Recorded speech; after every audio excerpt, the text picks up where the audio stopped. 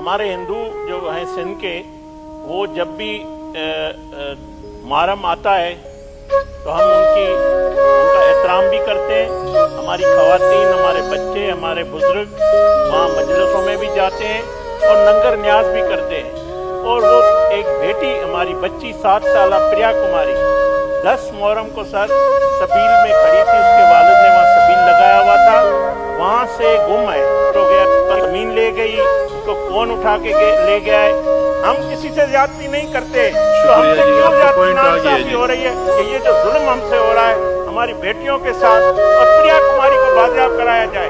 मैं कहता हूँ आप सर एक रूलिंग जारी करें कि प्रिया कुमारी 7 साल की बच्ची है, वो कहाँ चली गई है, हमें बताया जाए, उसकी माँ को बताया जाए, उसके वालिद को बताया जाए, उसके बाकी घर वालों को बताया जाए कि प्रिया कुमारी जमीन में चली गई, कहाँ कोई उठा के ले गया, जिंदा है, मुर्दा है, किधर है। शुक्रिया जी, शुक्रिया जी।